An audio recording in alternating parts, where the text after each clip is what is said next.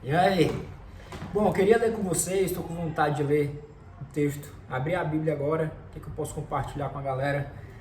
Mateus 23, verso 13 e seguintes. Fala assim: Mas ai de vós, escribas e fariseus, hipócritas, ou seja, aqueles que dizem que entenderam o que a Escritura diz e são eles os verdadeiros intérpretes do que a Escritura diz, porque Deus fala com eles de forma diferente. E agora eles, que têm essa revelação direta de Deus, podem ensinar o povo, e cabe ao povo obedecer friamente esses líderes, aqui chamados de escribas e fariseus. Na linguagem atual seria: mas ai de vós, pastores, doutores em teologia, seus hipócritas. É o que estaria escrito no texto, baseado no contexto, trocando as palavras escribas e fariseus pela linguagem atual. E o verso continua. Isso aqui é Jesus falando, tá? Sou eu não. Se quiser ficar com raiva, fica com raiva dele. Pois que fechais aos homens o reino dos céus, e nem vós entrais, e nem deixais entrar aos que estão entrando. Ou seja, nem vocês entram no reino, esses pastores, na linguagem atual, teólogos, doutores da teologia, como se existisse algum doutor, mestre em teologia, como se pudesse ter alguém que é doutor em Deus, né? Teologia, estudo de Deus, como se Deus fosse algo que existe para ser estudado. Esses que dizem que estudam Deus, fecham o acesso aos homens, ao reino de Deus que está dentro. E nem eles entram, e nem deixam entrar aqueles que já estão entrando.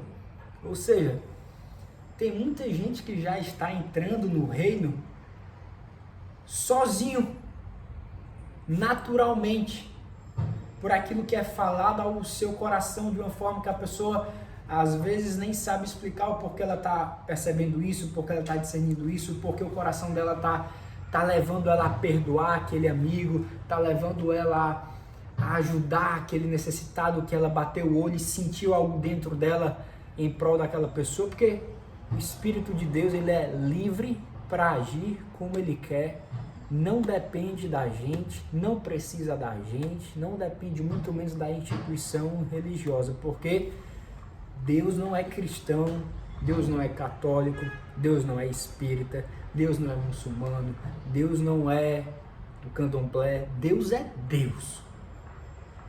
Essas religiões são caixas interpretativas que a gente coloca para tentar amenizar o que é Deus dentro da nossa mente, que é pequena, minuta, diminuta, é isso aqui, e a gente vai criando essas caixas e colocando Deus e guerreando uns com os outros para dizer: o que eu entendi de Deus é o certo, o que você entendeu de Deus é errado. Por isso eu estou salvo, você está condenado. Se converta ao meu Deus para você ser salvo, porque se você não se converter ao meu Deus, você está condenado. E quem age assim, nem entra no reino, nem deixa entrar os que naturalmente, muitas vezes sem saber o que significa Deus, sem nunca ter ouvido falar no Jesus histórico, naturalmente estão entrando com o coração quebrantado, contrito, porque Deus habita aos que têm um coração dessa forma.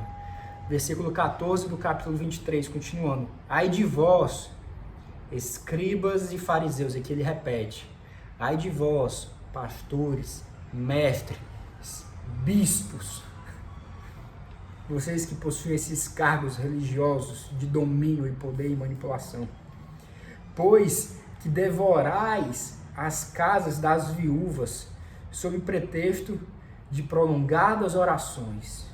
Por isso sofrereis mais rigoroso juízo. Entram na casa daquelas pessoas fragilizadas e falam: estou sentindo de Deus de ir orar na sua casa.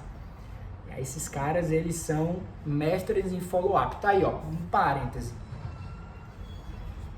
Uma das coisas que os empreendedores mais erram no processo de crescimento de seus negócios é fazer o follow-up. O que é o follow-up? É o acompanhamento. O cliente fala comigo, eu tenho um negócio, eu atendo esse cliente, mas eu não faço o acompanhamento dele. Amanhã ele não me responde, depois de amanhã ele não me responde, e aí eu descarto esse cliente, não tenho mais uma comunicação, que vai ser um cliente que às vezes só não respondeu por algum empecilho, estava dirigindo, estava resolvendo algum problema, está interessado no seu produto, mas ele não continua a conversa e cabe a mim, que sou empreendedor, ir lá fazer esse follow-up, esse acompanhamento. Sabe quem é especialista em acompanhamento? Essa galera de igreja. Eles são especialistas, eles te aperreiam, eles enchem teu saco até entrar na tua casa. E quando entra na tua casa, já vê logo o que você está fazendo de errado de acordo com eles, cobra dízimo, cobra oferta, faz você parar de pagar quem você está devendo, faz você parar de ajudar quem você já ajuda, porque diz, ajude a mim, porque Deus está falando ao meu coração que você deve permanecer na minha igreja. Ai desses que fazem isso, sofrerão mais rigoroso juízo. Verso 15. Ai de vós, escribas e fariseus hipócritas. Terceira vez seguida, que não sou eu, tá? Não fica com raiva de mim, por favor. Fica com raiva de Jesus, aí ele tá falando. Ai de vós, pastores, mestres da lei, mestres em teologia, padres, bispos, ministros de louvor. Bispo já falei, né? Porque fiquei com esse nome na cabeça. Ai de vós, hipócritas. E aqui esse versículo para mim ele é um dos mais emblemáticos, porque é o que eu mais vejo as pessoas, infelizmente, caindo e fazendo. Pois que percorreis o mar e a terra para fazer um prosélito. Essa galera se converte a esse padrão de conduta aparentemente moral, na verdade moral, porque tem uma regra de conduta para ser salvo, se converte não a Cristo, se converte a esse escopo, a essa caixa religiosa, e aí como ele é aceito, como ele é amado e como ele é carente e frágil, quando ele é aceito, ele é amado, ele acata tudo como uma verdade, e aí ele percorre terra e céu, terra, na verdade, e mar, ele viaja, ele muda de país, ele muda de cidade, ele larga todas as amizades, ele não vê mais os amigos que são do mundo, como se todos não vivessem nesse mundo, né? Começa a fazer a divisão. Pois percorreis o mar e a terra para fazer um prosélito, e depois de o ter desfeito, o fazeis filho do inferno 2 vezes mais do que vós. Vocês fazem aqueles que não conheciam o Cristo que vocês estão apresentando, você faz ele 2 vezes mais filho do inferno do que vós. Ou seja, vós é filho do inferno. Você encontra o cara que está em paz, de boa, bota um rumo de regras, padrões, condutas morais, faz o cara virar filho do inferno 2 vezes mais. Por quê? Porque às vezes o cara estava em paz, de boa, ajudando, perdoando. Ele estava na limitação ou na ignorância dele, sendo às vezes até mais cristão do que você que diz que é o que entendeu. E aí você apresenta um padrão de conduta, o cara se converte ao seu padrão de conduta, e aí cada vez que ele não lava a mão antes de comer, cada vez que ele usa algum tipo de roupa diferente que não pode, ou cada vez que ele usa um cabelo diferente, ou cada vez que ele usa um óculos de sol, ou cada vez que ele vai para um rachinha com os amigos que não são cristãos, ou depois do rachinha vai tomar uma cerveja com esses amigos, ou esse cara que gostava de tomar um vinho agora não pode mais tomar um vinho, ou gostava de tomar uma dosezinha de cachaça às vezes depois do almoço, não pode mais tomar uma dosezinha de cachaça dele depois do almoço, ou um choppzinho gelado, delícia, com os amigos, com os brothers. Agora ele é culpado por causa disso, e aí ele se enche de culpa toda vez que faz isso, ele perde as amizades. E como o corpo dele está acostumado a fazer isso, o corpo dele vai impulsionar a fazer isso, e quando ele faz, ele se sente mais culpado e mais filho do inferno, que é isso que o texto está dizendo. A culpa vem nele, porque agora ele está aqueles cavalos, né, jumento, o cara bota aqui pro animal olhar só para lá. O animal tem que olhar só para cá. E o cara que montou no animal vai conduzindo para onde um animal, ser humano, deve olhar e deve conduzir. E esse texto aqui para mim de Mateus 23, se você não conhece esse texto, para mim é um dos textos mais emblemáticos de Jesus, porque é um texto que ele desce o... Jesus aqui ele é forte, firme em relação à cultura religiosa da época, que era mais forte do que é hoje no sentido de punição. Hoje a cultura religiosa ela é muito forte, ela te exclui, né? Ela não te deixa casar, ela não te deixa namorar com a tua namorada antes de certas padrões, que é o cara que tem que dizer, ó, vou contar uma história para vocês.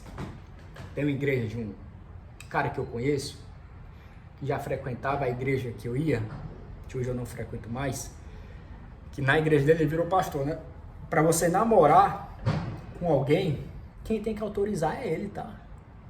Quem tem que autorizar o seu namoro é ele. Ele que olha para você e fala, deixa eu orar sobre essa pessoa que você está interessado, que eu vou pegar a revelação de Deus, se é para você namorar com essa pessoa ou não. E aí ele diz que eu senti de Deus ou não, eu não senti de Deus. Essa galera que faz isso, eles tornam as pessoas que vivem a vida normal, porque você gosta de alguém, deu química, às vezes o cheiro da pessoa, a forma da pessoa andar, torna essas pessoas duas vezes mais filhos do inferno do que essas pessoas que já estão no inferno por viver esse aprisionamento da vida. Então leia Mateus 23, é o que eu quero deixar para vocês, principalmente do verso 13 em diante, vai até o verso 39.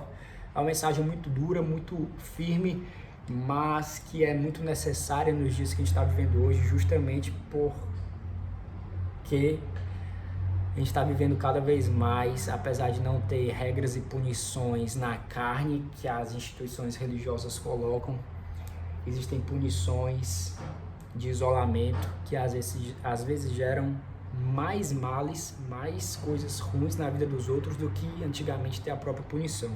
Então abra o olho de vocês, tá? Não tenham problema, não tenham medo em questionar, em perguntar se isso é verdade ou não. Deus não vai punir vocês porque vocês estão com dúvida. Pelo amor de Deus, a dúvida é a coisa mais bela que existe. Quando Ele for falar com vocês, Ele vai falar.